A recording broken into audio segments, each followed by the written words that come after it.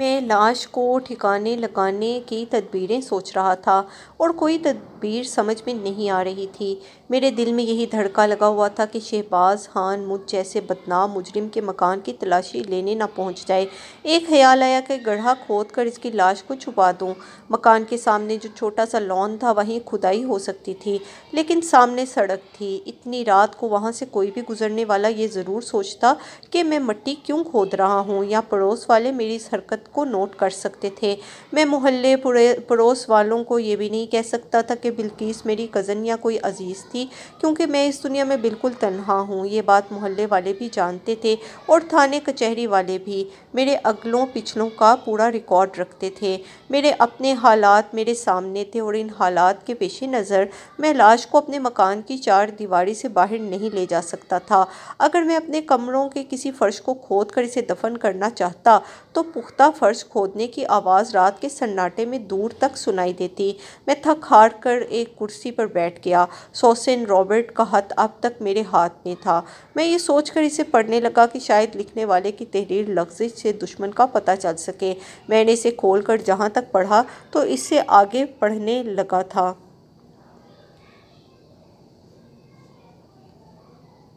اب 11:30 بج رہے تھے۔ نہ جانے تم کب آؤ گے۔ میں تمہیں پہلے بتا چکی ہوں کہ آدھی رات کے بعد مجھ سے ملاقات نہیں ہو سکے گی۔ 12 بجتے ہی میری روح واپس چلی جائے گی اور بلقیس کا یہ جسم مردہ ہو جائے گا۔ میں خدا سے دعا مانگ رہی ہوں کہ تم ابھی اور اسی وقت چلے آؤ۔ نہیں آؤ گے تو پھر پورے 1 سال کے بعد 1 اپریل کو ملاقات ہوگی۔ دراصل مجھ سے ایک زبردست غلطی ہو گئی۔ میں نے تم سے ملاقات کرنے کے لیے بلقیس جیسی پردہ نشین لڑکی کا روپ اختیار کیا ہے۔ اس کی وجہ سے میں پردے سے باہر نہیں آ سکی، تمہاری آمد کا انتظار کرتی رہی۔ مجھے کیا معلوم تھا کہ اس بار بھی میرا خط تمہیں نہیں ملے گا، یا ملے گا بھی تو اسے پڑھ کر تم مجھ سے ملنے نہیں آؤ گے۔ تم کتنے سنگ دل ہو! آخر میں ہی بلقیس کے والدین کو دھوکہ دے کر ان کے گھر سے نکل آئی ہوں۔ آہ، اب 11:45 کا وقت ہے اور تم ابھی تک نہیں آئے ہو۔ آ جاؤ میرے محبوب۔ یہ وقت وصال اور جدائی کے لمحات کی اہمیت کو نہیں سمجھتا۔ یہ وقت گزرتا ہی جاتا ہے اور گزرتا ہی جا رہا ہے۔ میرے ہاتھ سے امید کا دامن چھوٹتا ہی جا رہا ہے۔ اب میں تمہاری خوابگاہ میں جا رہی ہوں، وہاں جا کر آرام سے لیٹ جاؤں گی، اور اگر تم 1 منٹ پہلے بھی آ گئے تو تم سے 2 باتیں کر لوں گی، ورنہ ہمارے نصیب میں سال بھر کی طویل جدائی ہے۔ میں اپنی آئندہ سالگرہ کے دن تم سے ضرور ملوں گی، میرے سنگ دل شہزاد۔ آنا ہے تو اب بھی آ جاؤ، ورنہ خدا حافظ۔ تمہاری بچھڑی ہوئی محبت، سوسن رابرٹ عرف مہلکہ۔ خط پڑھنے کے بعد میں نے اس نادیدہ سوسن رابرٹ کو ہزاروں گالیاں دیں۔ وہ ابھی تک خطوط کے ذریعے 100 سالہ محبوبہ کا کردار ادا کر رہی تھی اور سمجھ رہی تھی کہ میں بے وقوف ہوں اور اس کے ڈرامائی انداز کے خطوط پڑھ کر عشق میں مبتلا ہوتا رہوں گا۔ میرے دل و دماغ میں اب دور دور تک عشق و محبت کا پتہ نہیں تھا۔ میں نے اس خط کے ٹکڑے ٹکڑے کر دیے، دوسرے لفظوں میں سوسن رابرٹ کے خیالی وجود کے ٹکڑے ٹکڑے کر دیے۔ اس کے بعد میں نے کرسی کی پشت سے سر ٹیک کر آنکھیں بند کر لیں اور تھوڑی دیر کے لیے دماغ سے تمام پریشانیوں کو جھٹک کر سکون سے اس پر غور کرتا رہا۔ پھر میں مستعد ہو کر اپنی جگہ سے اٹھ گیا۔ میری الماری میں ایک تیزاب کی بوتل رکھی ہوئی تھی، میں نے اسے الماری سے نکال کر غسل خانے میں رکھ دیا۔ پھر بلقیس کی لاش کو اٹھا کر وہاں لے آیا۔ اسے غسل خانے کے فرش پر لٹا کر میں نے اپنے منہ اور ناک پر اچھی طرح کپڑا باندھا تاکہ بدبو سے محفوظ رہوں۔ پھر میں بوتل کھول کر اس پر تیزاب ڈالنے لگا۔ تھوڑی دیر میں بوتل خالی ہو گئی۔ لاش کا بیشتر حصہ گل رہا تھا، خون اور گوشت پانی کی طرح بہہ کر گٹر کی طرف جا رہا تھا۔ اس کے علاوہ گوشت کے چھوٹے بڑے قطرے اور ریشے بھی بہہ رہے تھے۔ اب مجھے حماقت کا احساس ہوا کہ ان کی وجہ سے گٹر بند ہو جائے گا، انہیں گلانے کے لیے مزید تیزاب کی ضرورت تھی۔ میں فوراً ہی غسل خانے سے نکل آیا، شاور کھلا ہوا تھا۔ میں نے دروازے کو باہر سے بند کر دیا۔ مکان سے باہر آ کر میں نے بیرونی دروازے پر تالا ڈالا، برآمدے سے اپنی موٹر سائیکل نکالی اور 2-4 بوتل تیزاب کا انتظار کرنے چل پڑا۔ فضل اسٹریٹ میں میرا ایک واقف کار رہتا تھا۔ وہ گورنمنٹ کی سائنس لیبارٹری میں مال سپلائی کرتا تھا۔ وہ لیبارٹری کی ضرورت کے مطابق جو مال سپلائی کرتا تھا اس میں سے کچھ بچا کر اپنے گھر رکھ لیتا تھا اور اونے پونے دام لے کر دوسری جگہ چوری کا مال فروخت کر دیتا۔ چوری کا مال اکثر رات کی تاریکی میں فروخت ہوتا ہے، اس لیے مجھے تیزاب کی بوتلیں حاصل کرنے میں کوئی دقت پیش نہیں آئی۔ 1 گھنٹے کے بعد میں اپنے مکان سے ذرا دور آ کر رک گیا۔ وہاں اپنی موٹر سائیکل پر بیٹھے ہی بیٹھے میں نے مکان کے آس پاس کے دور دور تک دیکھا کہ میرا کوئی دشمن یا پولیس والے میرے طاق میں ہیں یا نہیں۔ ویسے خطرے کی کوئی بات نہیں تھی۔ میں نے مطمئن ہو کر گاڑی سٹارٹ کی اور اپنے مکان تک پہنچ گیا۔ جب میں تالا ڈال کر باہر جاتا ہوں تو کیا دیکھتا ہوں؟ اس تالے کو اوپر کی طرف الٹا دیتا ہوں۔ اگر میری واپسی تک وہ تالا اسی طرح الٹا اپنی جگہ پر قائم رہے تو میں سمجھ لیتا ہوں کہ دروازے تک کوئی نہیں آیا تھا، کیونکہ کوئی بھی آنے والا تالے کو سیدھا ضرور کر کے دیکھتا ہے کہ واقعی تالا لگا ہوا ہے یا یوں ہی دروازے کی کنڈی میں پھنسایا گیا ہے۔ میرا کوئی دشمن یا پولیس والے تو میری عدم موجودگی میں تالا توڑ کر بھی اندر جا سکتے تھے، لیکن اس وقت ایسی کوئی بات نہیں تھی۔ تالا محفوظ تھا، کوئی میرے دروازے تک نہیں آیا تھا۔ میں نے اندر آ کر دروازے کو بند کر دیا۔ غسل خانے میں جانے سے پہلے پھر میں نے اپنے ناک اور منہ کو اچھی طرح کپڑا باندھا، پھر تیزاب کی بوتلیں لے کر اندر چلا گیا۔ وہاں لاش کی عجیب حالت ہو گئی تھی، اس کا کچھ حصہ گل گیا تھا، صرف ہڈیاں نظر آ رہی تھیں، باقی حصے پر کھال سمیت گوشت جوں کا توں رہ گیا تھا۔ گٹر بند ہونے کے باعث فرش پر پانی ٹھہرا ہوا تھا۔ میں نے شاور کو بند کر دیا، لوہے کی پتلی ہی سوراخ لے کر سب سے پہلے گٹر میں پھنسے ہوئے مواد کو صاف کیا۔ نکاسی کا راستہ ملتے ہی فرش کا پانی تیزی سے گٹر میں جاتے دیکھ کر مجھے تھوڑا سکون ہوا۔ اس کے بعد میں نے تیزاب کی دوسری بوتل کھولی اور لاش کے باقی حصے کو گلانے کا کام شروع کر دیا۔ لاش کو چھپانے کے سلسلے میں میں نے اتنی محنت کبھی نہیں کی تھی۔ مجھے کس قدر پریشانیاں اٹھانا پڑی، اس کی تفصیل بیان نہیں کر سکتا۔ مختصر یہ کہ صبح ہونے تک غسل خانہ تمام علائشوں سے پاک ہو گیا۔ وہاں کسی بلکیس کا نام و نشان تک نہیں تھا، صرف انسانی ہڈیوں کا ایک ڈھانچہ رہ گیا تھا۔ کسی ڈھانچے کو دیکھ کر آپ یہی نہیں بتا سکتے کہ وہ ڈھانچہ اپنی زندگی میں مرد تھا یا عورت۔ چند گھنٹے پہلے وہ ڈھانچہ بلقیس کے روپ میں کتنا حسین تھا، عشق و محبت کے ہزاروں فتنے جگاتا تھا، مگر اب ایسا بھیانک نظر آ رہا تھا کہ کمزور دل کے لوگ اسے دیکھ کر ڈر جاتے۔ میں بلقیس کو اغوا کرنے کے الزام سے بچ گیا۔ اب کوئی نہیں کہہ سکتا تھا کہ وہ یہاں آئی تھی یا لائی گئی تھی، کہنے والے کو کوئی ثبوت پیش نہیں کر سکتے تھے۔ بس میرا کام اتنا رہ گیا تھا کہ میں اس ڈھانچے کو کہیں اور پھینک آتا، پھر سارے خدشات ختم ہو جاتے اور میں قانون سے آنکھ ملا کر بات کرنے کے قابل ہو جاتا۔ لیکن اس وقت صبح ہو چکی تھی، میں اس انسانی ڈھانچے کو مکان سے باہر نہیں نکال سکتا تھا، اس لیے میں اچھی طرح کپڑے صاف کر کے خوابگاہ میں آ گیا اور اسے پلنگ کے نیچے چھپا دیا۔ اس کے بعد میں نے دونوں کمروں کے سیلنگ فین پوری رفتار سے کھول دیے اور غسل خانے سے لے کر خوابگاہ تک شنیل کی خوشبو چھڑک دی تاکہ رہی سہی بدبو بھی ختم ہو جائے۔ جب مجھے ہر طرح سے اطمینان ہو گیا کہ میں خطرے سے باہر ہوں تو پھر میں آرام سے بستر پر لیٹ گیا، یعنی پلنگ کے نیچے بلقیس کا ڈھانچہ تھا اور اوپر میں لیٹا ہوا تھا۔ چونکہ میں نے بڑی محنت کی تھی اور تھکن غالب آ رہی تھی، اس لیے میں ذرا سی دیر میں گہری سی نیند سو گیا۔ اس دنیا سے غافل ہو کر میں کسی اور ہی دنیا کی سیر کرنے لگا۔ میں نے دیکھا کہ ایک عورت بار بار اپنا روپ بدل کر میرے پاس آتی ہے، کبھی وہ بوڑھی ہوتی ہے، کبھی جوان ہوتی ہے، کبھی ایک لڑکی کا چہرہ لے کر آتی ہے، کبھی دوسری لڑکی کا چہرہ اپنا لیتی ہے۔ میں نے پوچھا آخر یہ تماشا کیا ہے اور اس تماشے کا انجام کیا ہے؟ میرے سوال کے جواب میں وہ موم بن کر پگھلنے لگی، اس کی کھال اور گوشت پانی بن کر بہنے لگا، حتیٰ کہ وہ ہڈیوں کا ڈھانچہ بن گئی۔ اف، لمحے پہلے وہ کتنی حسین تھی، اسے دیکھ کر پیار سے دل دھڑکتا تھا، اب اس کے استحوانی وجود کو دیکھ کر خوف سے کلیجہ کانپ رہا تھا۔ وہ ڈھانچہ کہنے لگا اس تماشے کا انجام تمہارے سامنے ہے، آؤ مجھ سے محبت کرو، ان ہڈیوں کو دیکھو اور سوچو کہ ان ہڈیوں پر گوشت چڑھنے اور کھال منڈنے کے بعد میں کتنی حسین ہو گئی تھی۔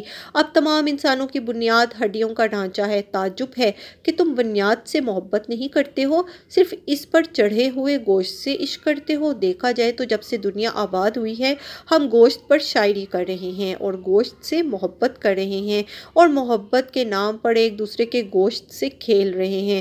جب یہ گوشت گل جاتا ہے، پانی بن کر بہہ جاتا ہے اور صرف بنیاد رہ جاتی ہے تو پھر شاعری یاد نہیں رہتی، محبت کی بجائے نفرت، بیزاری اور دہشت رہ جاتی ہے۔ لیکن تم مجھ سے نفرت نہیں کرو گے، میں صدیوں سے تمہاری منتظر رہی ہوں، وقت کا ایک طویل فاصلہ طے کیا ہے، نئے نئے روپ میں تمہارے پاس آئی ہوں، اب تمہارے سامنے یہ بنیادی روپ ہے۔ اس کے بعد کوئی انسان دوسرا روپ اختیار نہیں کر سکتا۔ اس کے بعد انسان کوئی دوسرا روپ اختیار نہیں کر سکتا۔ آؤ آگے بڑھو، مجھے پیار کرو، یہ ہماری بے مثال محبت کا آخری سٹیج ہے۔ آؤ میرے محبوب، اور زیادہ نہ تڑپاؤ، یہ کہہ کر وہ استحوانی باہیں پھیلا کر میرے قریب آنے لگی۔ میں پیچھے ہٹنے لگا۔ میں اس سے خائف نہیں تھا، نہ ہی اس سے نفرت تھی، مگر ہڈیوں کے کسی ڈھانچے کو بھلا کون پیار کرتا ہے؟ میرا دماغ نہیں چل گیا تھا کہ میں اس کی پھیلی ہوئی باہوں میں چلا جاتا، لہٰذا اس سے کتراتے ہوئے میں ایک لکڑی کے تخت کے نیچے آیا اور وہیں اس سے چھپ کر لیٹ گیا۔ لیکن میں اس سے چھپ نہ سکا۔ وہ ڈھانچہ تخت کے نیچے آ کر لیٹ گیا اور میری گردن میں باہیں ڈال کر مجھے پیار کرنے لگا۔ اف! اس کے منہ سے تیزاب اور سڑے گلے گوشت کی ایسی بدبو آ رہی تھی کہ گھبراہٹ سے میری آنکھ کھل گئی۔ آنکھ کھلنے کے بعد میں بستر پر نہیں تھا، بلکہ پلنگ کے نیچے لیٹا ہوا تھا۔ بلقیس کی استحوانی باہیں میری گردن میں حمائل تھیں۔ اس کا منہ میرے منہ کے قریب تھا اور اسی جانی پہچانی بدبو سے مجھے وحشت سی ہو رہی تھی۔ میں نے ایک جھٹکے سے اسے پرے ہٹا دیا اور لڑھکتا ہوا پلنگ کے نیچے سے نکل آیا۔ وہ ڈھانچہ پلنگ کے نیچے بے حس و حرکت پڑا تھا۔ میں اس کی جانب گھورتے ہوئے سوچنے لگا کہ وہ مجھ سے کیسے لپٹ گیا۔ دوسرے لمحے مجھے اپنی حماقت کا احساس ہوا۔ ڈھانچہ تو اپنی جگہ بے حس و حرکت پڑا ہوا تھا، میں ہی نہ جانے کیسے پلنگ پر سے اٹھ کر پلنگ کے نیچے چلا گیا اور ہم دونوں ہم آغوش ہو گئے تھے۔ ہاں، ایسے پہلے بھی ہو چکا ہے۔ میرے ذہن میں زیادہ بوجھ ہو تو میں نیند کی حالت میں اٹھ کر چلتا ہوں اور خواب کے مطابق عمل کرتا ہوں۔ اس وقت بھی تخت کے نیچے جانے کے عمل میں پلنگ کے نیچے چلا گیا تھا۔ بہرحال یہ صاف ظاہر تھا کہ ڈھانچہ میرے پاس نہیں آیا تھا، میں ڈھانچے کے پاس گیا تھا۔ میں نے میز پر رکھی ہوئی ٹائم پیس کی جانب دیکھا۔ شام کے 5 بج رہے تھے۔ میرے دماغ میں یہ تدبیر تھی کہ رات ہوتے ہی بلقیس کے ڈھانچے کو ایک سوٹ کیس میں پیک کر کے یہاں سے لے جاؤں گا اور کسی ویرانے میں ہڈیاں لے جا کر پھینک آؤں گا۔ اس تدبیر پر میں نے دوبارہ غور کیا، پھر فرش پر سے اٹھ کر غسل خانے میں چلا گیا۔ 1 گھنٹے بعد غسل سے تازہ دم ہو کر لباس بدلنے کے بعد میں اپنے محلے کے ایک ہوٹل میں پیٹ بھرنے کے لیے آ گیا۔ کھانے کا آرڈر دینے کے بعد میں ان واقعات کے تمام پہلوؤں پر غور کرنے لگا جن سے میں گزر چکا تھا۔ مجھے اس بات پر حیرانی تھی کہ سوسن رابرٹ بن کر دشمنی کرنے والی لڑکی یا لڑکے نے بلقیس کی لاش میرے گھر تک پہنچانے کے بعد مزید انتقامی کارروائی نہیں کی تھی۔ دشمن چاہتا تو تھانے میں اطلاع پہنچا سکتا تھا کہ انسپکٹر شہباز خان کی لڑکی میری خوابگاہ میں مردہ پڑی ہے، لیکن ایسی کوئی بات نہیں تھی۔ پولیس والے بلقیس کو نہ جانے کہاں کہاں تلاش کرتے پھر رہے تھے، مگر میرے دروازے تک نہیں آئے تھے۔ میں اس سے ظاہر ہو رہا تھا کہ کوئی مجھ سے دشمنی نہیں کر رہا ہے۔ مجھے کسی انجانے دشمن کے متعلق نہیں سوچنا چاہیے۔ کسی دشمن کو اپنے دماغ سے نکالنے کے بعد صرف وہ لڑکی رہ جاتی تھی جو سوسن عرف مہلکہ بن کر ہر سال 1 اپریل کو خط لکھا کرتی تھی، اب بھی لکھتی ہے اور شاید آئندہ بھی لکھے گی، اور اسی طرح آئندہ بھی لاشوں کے تحفے بھیجتی رہے گی۔ کچھ بھی ہو جائے، وہ بڑے ہی بھیانک انداز میں اپریل فول منا رہی تھی۔ پتہ نہیں اس شہر کے کس علاقے اور کس مکان میں چھپی بیٹھی تھی۔ اگر اس نے سنجیدگی سے خط لکھا تھا تو اس خط کے مطابق اب اسے آئندہ سال کی 1 اپریل کو ہی ملاقات ہو سکتی تھی۔ اس سے پہلے ملاقات کی توقع فضول تھی۔ وہ عجیب عورت تھی، سال بھر تک بالکل خاموش رہتی تھی اور 1 اپریل کو میرا سکون برباد کر دیتی تھی۔ میں جتنا اس کے متعلق سوچتا جاتا تھا اتنا ہی الجھتا جاتا تھا اور رفتہ رفتہ پھر قائل ہوتا جا رہا تھا کہ وہ سچ مچ 100 سال سے میرا انتظار کر رہی ہے اور آئندہ سال مجھ سے ضرور ملاقات کرے گی۔ کھانے سے فارغ ہو کر میں اپنے مکان میں واپس آ گیا۔ وہاں میں نے ان خطوط کا مطالعہ کیا جو بلقیس کی طرف سے موصول ہوئے تھے، مگر ان خطوط میں سوسن رابرٹ عرف مہلکہ کا نام لکھا ہوا تھا۔ میرے نادیدہ محبوبہ نے پچھلے روز یعنی 1 اپریل کو بلقیس کا روپ اختیار کیا تھا۔ کیا ایسا ممکن ہے؟ میں ایک سوٹ کیس نکال کر فرش پر بیٹھ گیا اور پلنگ کے نیچے سے بلقیس کا ڈھانچہ کھینچ کر اسے توڑ مروڑ کر سوٹ کیس میں رکھنے لگا۔ میں نے سوچا، اگر اس ڈھانچے کو کہیں چھپانے تک کوئی مصیبت نہ آئی، کسی نے دشمنی نہیں کی اور کوئی پولیس والا دروازے پر نہ آیا، تو میں تسلیم کر لوں گا کہ جو کچھ بھی مجھ پر گزری ہے یہ سب میری 100 سالہ محبوبہ کا کارنامہ ہے۔ سوٹ کیس میں ہڈیاں رکھنے کے بعد میں نے اسے چادر سے ڈھانپ دیا۔ پھر اس چادر پر اپنے پہننے کے چند جوڑے رکھنے لگا۔ اسی وقت دروازے پر دستک ہوئی۔ میں یکبارگی اچھل پڑا۔ وہ دستک خطرے کی گھنٹی تھی۔ میں نے فوراً ہی سوٹ کیس کو الماری کے اوپر رکھ دیا تاکہ وہ نظر آتا رہے۔ جو چیز نگاہوں کے سامنے ہو اس پر کسی کو شبہ نہیں ہوتا۔ اسی دوران دوبارہ دستک ہوئی۔ میں نے دوسرے کمرے میں آ کر دروازہ کھول دیا۔ باہر انسپکٹر شہباز خاں 2 سپاہیوں کے ساتھ کھڑا ہوا تھا۔ دروازہ کھلتے ہی شہباز خاں نے ہاتھ میں پکڑے ہوئے ڈنڈے سے مجھے پڑے دھکیلتے ہوئے اندر آ کر کہا، مجھے بہت دیر سے اطلاع ملی ہے کہ کل تم میرے علاقے میں آئے تھے اور میرے مکان کے سامنے والے ہوٹل میں بہت دیر تک بیٹھے رہے تھے۔ اگر تم اپنی زندگی چاہتے ہو تو سچ سچ بتا دو کہ میری لڑکی کہاں ہے۔ جلدی بتاؤ کہاں ہے۔ وہ طیش میں آ کر میرے گریبان کو پکڑ کر جھنجھوڑنے لگا۔ میں نے عاجزی سے کہا، جناب میں نے آج تک آپ کی ساجزادی کی پرچھائی تک نہیں دیکھی ہے۔ میں بڑی سے بڑی قسم کھانے کو تیار ہوں۔ یہ کہہ کر میں بڑی بڑی قسمیں کھانے لگا لیکن میں نے اعتبار نہیں کیا۔ پھر مجھ پر تاب و توڑ گھونسے برساتا ہوا مجھے ایک صوفے پر لا کر گرا دیا۔ میں اس سے کمزور نہیں ہوں۔ اگر میرا ایک ہاتھ پڑ جاتا تو وہ زمین سے اٹھ نہ سکتا تھا، لیکن اس کے ہاتھ میں قانون کی طاقت تھی، اسی لیے میں نے مجبوراً مار کھا لی۔ لیکن پھر مجھے اس پر ترس آنے لگا۔ وہ مجھے مارنے کے بعد خود ہی پھوٹ پھوٹ کر رونے لگا۔ جوان بیٹی گھر سے چلی گئی تھی یا اغوا کر لی گئی تھی، اس کے ساتھ برسوں کی عزت خاک میں مل رہی تھی۔ وہ کل سے تلاش کرتے تھک گیا تھا، اس لیے اب مزید پولیس انسپکٹر کی طرح سنگ دل نہ بن سکا۔ ایک کمزور باپ کی طرح صوفے پر گر کر رونے لگا۔ اتنی دیر میں دونوں سپاہی میرے مکان کے گوشے گوشے میں جھانک آئے تھے۔ وہ کبھی سوچ بھی نہیں سکتے تھے کہ جس لڑکی کو وہ تلاش کر رہے ہیں وہ خوابگاہ کی الماری کے اوپر سوٹ کیس کے اندر بند ہے، اور اگر وہ سوٹ کیس کھول بھی لیں تو انسپکٹر شہباز خاں ایک باپ ہو کر بھی اپنی بیٹی کو نہیں پہچان سکے گا۔ وہ ایک سالم جیتی جاگتی لڑکی کو تلاش کرنے آئے تھے۔ ان کا دھیان ایک چھوٹے سے سوٹ کیس کی طرف نہیں گیا۔ وہ مجھے پکڑ کر تھانے لے گئے اور مجھے ڈرا دھمکا کر اور مار پیٹ کر بلقیس کے متعلق پوچھنے لگے۔ وہاں میرے علاوہ شہر کے اور بھی چھوٹے بڑے بدماش تھے، ان پر بھی یہی ظلم ہوتا رہا، لیکن مجھے آدھی رات کے بعد چھوڑ دیا گیا کیونکہ میری ہسٹری شیٹ میں یہ داغ نہیں لگا تھا کہ میں نے کبھی کسی لڑکی کو اغوا کیا ہے، اس لیے انہوں نے مجھے وارننگ دے کر جانے کی اجازت دے دی۔ گھر آ کر میں نے سوچا کہ خطرہ اب بھی سر پر منڈلا رہا ہے، مجھے فوراً ہی بلقیس کی ہڈیوں سے چھٹکارا حاصل کرنا چاہیے۔ یہ سوچ کر میں نے وہ سوٹ کیس اٹھایا، برآمدے میں آ کر اسے موٹر سائیکل کے کیریئر پر باندھ دیا۔ پھر دروازے پر تالا لگا کر میں وہاں سے چل پڑا، لیکن وہ زیادہ دور نہ جا سکا۔ پولیس کی ایک جماعت نے مجھے چاروں طرف سے گھیر لیا۔ بعد میں پتہ چلا کہ میری طرح دوسرے بدماشوں کو بھی مغز وارننگ دے کر چھوڑ دیا گیا تھا اور ان کے پیچھے پولیس کے آدمی لگ گئے تھے۔ دوسروں کا حشر کیا ہوا میں نہیں جانتا، مگر میرے سوٹ کیس سے انسانی ہڈیاں برآمد ہو گئی تھیں۔ مختصر یہ کہ تھانے سے عدالت تک مجھ سے یہی سوالات کیے گئے کہ وہ ہڈیاں کس کی ہیں، میں انہیں کہاں سے لایا ہوں اور سوٹ کیس میں رکھ کر کہاں لے جا رہا تھا۔ میں یہی جواب دیتا رہا کہ وہ ہڈیاں میں نے ایک شکستہ قبر سے حاصل کی ہیں۔ ان دنوں میں کالا علم سیکھ رہا ہوں، اس مقصد کے لیے میں ان ہڈیوں کو سوٹ کیس میں رکھ کر قبرستان کی طرف جا رہا تھا۔ قانون کالا علم سیکھنے کی اجازت نہیں دیتا، لہٰذا اس لحاظ سے بھی میں مجرم تھا، لیکن بلقیس کے کسی سلسلے میں مجھ پر کوئی الزام ثابت نہ ہو سکا۔ میں سزائے موت سے بچ گیا۔ کالا علم سیکھنے کے جرم میں اتنی سزا ملی کہ مقدمے بازی کے دوران 6 ماہ تک جیل میں رہا، پھر عدالت کے فیصلے کے مطابق 500 روپے جرمانہ ادا کر کے بری ہو گیا۔ 6 ماہ تک میری آمدنی کے ذرائع ختم ہو گئے تھے اور اخراجات بڑھ گئے تھے۔ جیل سے آتے ہی میں ایسا کوئی دھندا نہیں کرنا چاہتا تھا جس سے پھر جیل واپس جانا پڑتا، اس لیے میں شکار کی طرف مائل ہو گیا۔ اونچی سوسائٹی میں کوئی سونے کی چڑیا تلاش کرنے لگا۔ جیسا کہ میں پہلے کہہ چکا ہوں، اونچی سوسائٹی میں لڑکیاں کیلے کے چھلکے پر چلتی ہیں، اسی لیے نہایت آسانی سے کم از کم مجھ پر پھسل جاتی ہیں۔ اتنی آسانی کے باوجود اونچی کوالٹی کا شکار کھیلتے کھیلتے 3 ماہ گزر گئے۔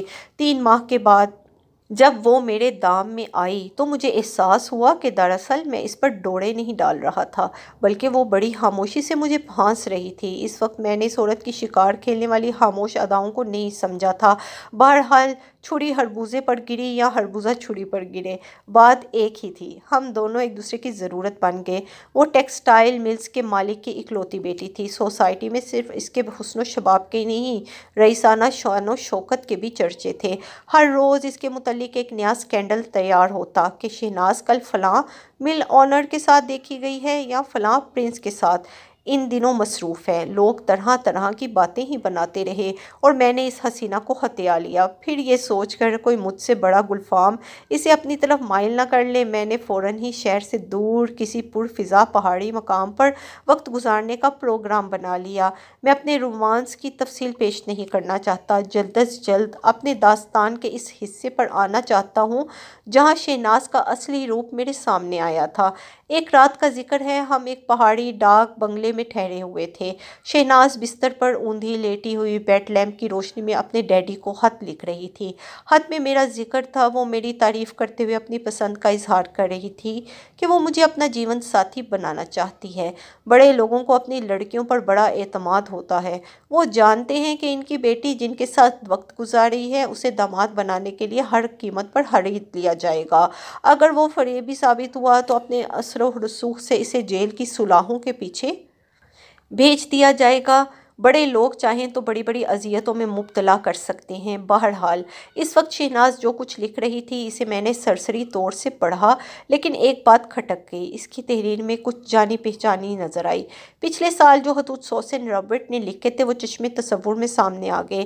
شہناز کا خط تقریباً ویسا ہی تھا۔ میں تعجب سے کبھی اس تحریر کو اور کبھی شہناز کے حسین مکھڑے کو دیکھنے لگا۔ مجھے یقین نہیں آ رہا تھا کہ یہ وہی اپریل فول منانے والی لڑکی ہے۔ میں بہت دیر تک اسے خاموشی سے دیکھتے ہوئے سوچتا رہا کہ اس سے کس طرح حقیقت معلوم کروں۔ اگر وہ مجھے بیوقوف بناتی رہی تھی تو کبھی اپنی غلطیوں کا اعتراف نہیں کرے گی، کیونکہ اس کی وجہ سے میں ایک قتل کے الزام میں ملوث ہوتے ہوتے رہ گیا تھا۔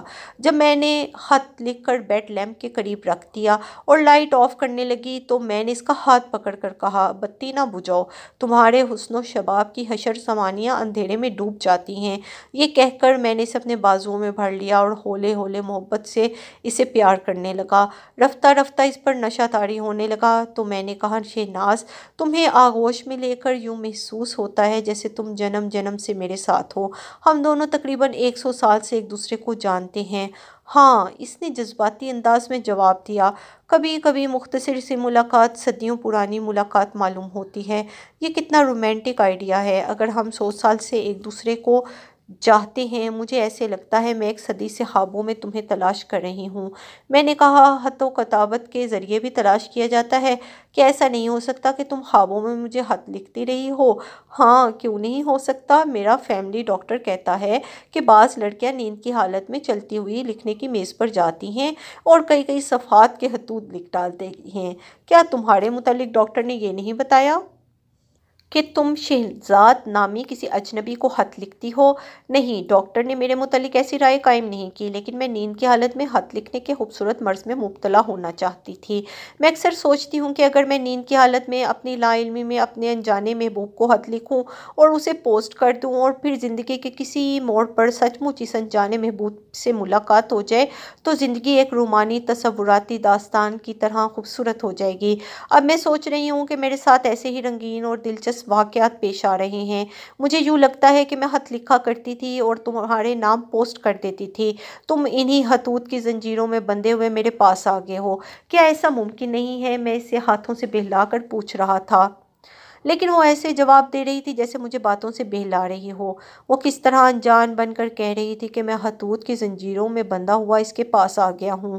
بہرحال اتنا سمجھ میں آ گیا کہ وہ مجھ سے اپنی اصلیت چھپا رہی ہے۔ میں نے اسے مزید کڑیدنے کی کوشش نہیں کی، کیونکہ وہ کبھی تسلیم نہیں کرتی کہ اس کی وجہ سے میں کتنی ہی مصیبتوں سے گزر چکا ہوں۔ اب میں یہ سوچنے لگا کہ مجھے اس کے ساتھ کیسا سلوک کرنا چاہیے۔ ابھی تو وہ اپنی دولت سے مجھے فیض پہنچا رہی تھی اور صبح و شام اپنی جوانی کی سوغات پیش کرتی رہتی تھی۔ ابھی اس کی مہربانیوں سے ہر طرح کا عیش و آرام میسر تھا۔ میں اسے کوئی نقصان پہنچا کر خود کو مالی اعتبار سے نقصان نہیں پہنچانا چاہتا تھا۔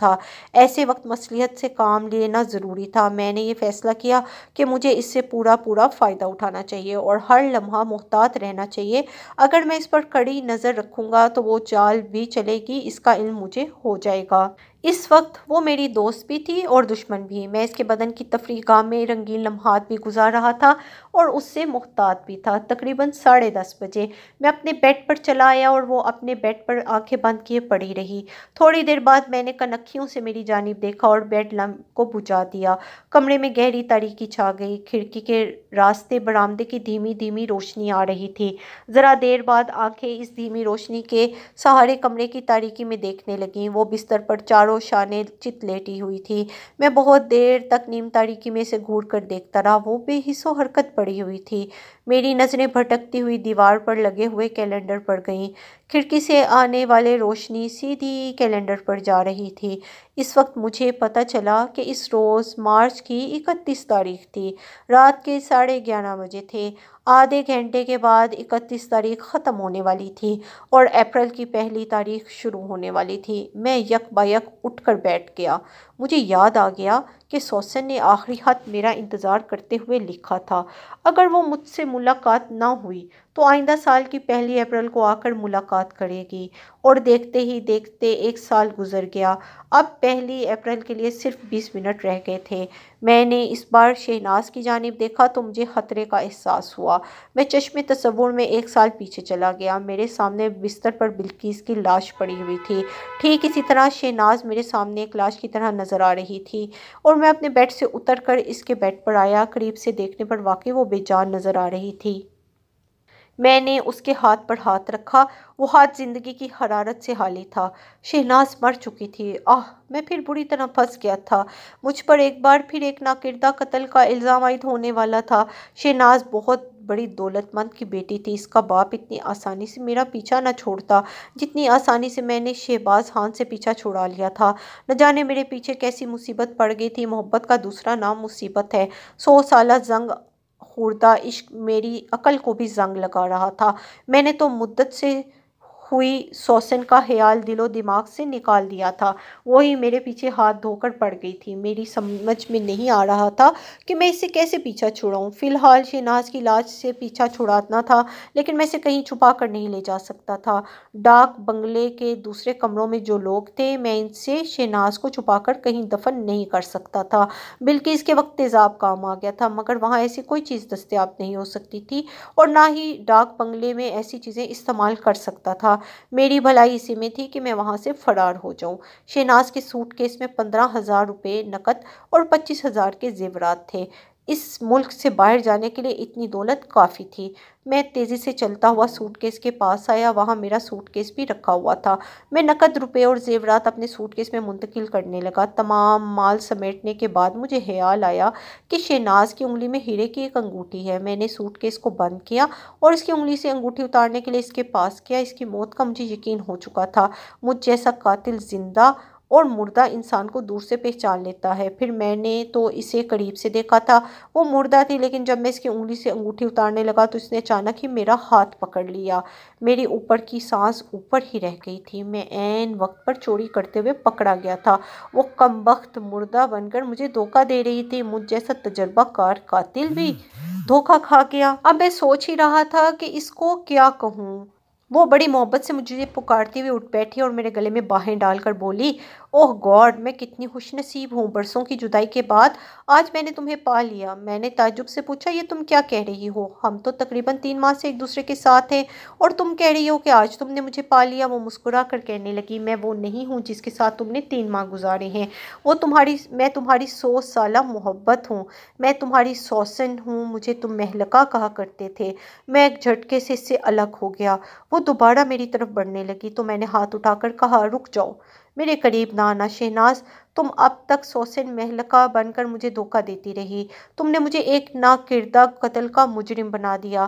تمہاری وجہ سے میں نے 6 ماہ جیل میں گزارے، جرمانہ بھی ادا کیا۔ تم نے مجھے کتنا نقصان پہنچایا ہے تم سوچ بھی نہیں سکتی۔ یہ صرف میں ہی جانتا ہوں۔ تمہاری جیسی اپریل فول منانے والی بڑے باپ کی بیٹی میرے نقصان کا اندازہ نہیں کر سکتی۔ آخر تم نے مجھے ہی کیوں نشانہ بنایا؟ دنیا میں اور بھی تو لوگ ہیں۔ پھر یہ کہ ہم 3 ماہ سے ایک ساتھ ہیں۔ اب تو تمہیں سوسن رابرٹ والا مذاق ختم کر دینا چاہیے۔ تعجب ہے کہ تم اب بھی وہی ڈرامہ کھیل رہی ہو۔ میرے شہزاد، یہ ڈرامہ نہیں ہے۔ میں شہناز نہیں ہوں۔ کچھ دیر پہلے جو شہناز تمہارے ساتھ تھی وہ مر چکی ہے۔ میں تمہاری وہی سوسن ہوں جو تمہیں ہمیشہ خط لکھتی رہی۔ تمہیں نیند کی حالت میں خط لکھنے کی بیماری ہے۔ تمہارے فیملی ڈاکٹر نے تمہارے ہی متعلق یہ بات کہی تھی۔ تم دماغی طور پر ایک مریضہ ہو۔ تمہارا یہ مرض مجھے نقصان پہنچا رہا ہے۔ خدا کے لیے میرا پیچھا چھوڑ دو۔ مجھ میں اتنا حوصلہ نہیں ہے کہ میں تم سے عشق کر سکوں۔ یہ کہہ کر میں اپنے سوٹ کیس کے پاس آیا اور اسے اٹھا کر لے جانے لگا۔ وہ بستر سے اٹھ کر دوڑتی ہوئی میرے سامنے آ کر کھڑی ہو گئی۔ رک جاؤ شہزاد، تم غلط سمجھ رہے ہو۔ میں تمہاری غلط فہمی دور کر دوں گی۔ میری وجہ سے تمہیں جو نقصان پہنچا ہے میں اس کی تلافی کروں گی۔ تم میرے ساتھ چلو، میں تمہیں ہیرے جواہرات کے انبار میں لے جا کر بٹھا دوں گی۔ تم یقین کرو، میں تمہیں ایسی جگہ لے جاؤں گی جہاں تمہارے چاروں طرف دولت ہی دولت ہوگی۔ تم اسے ساری زندگی دونوں ہاتھوں سے لٹاتے رہو گی، تب بھی اس میں بال برابر کمی محسوس نہیں ہوگی۔ محبت میں اتنی مٹھاس نہیں ہوتی جتنی کہ دولت میں ہوتی ہے۔ وہ اپنی 100 سال طویل محبت کا حوالہ دے کر مجھے روک نہیں سکتی تھی۔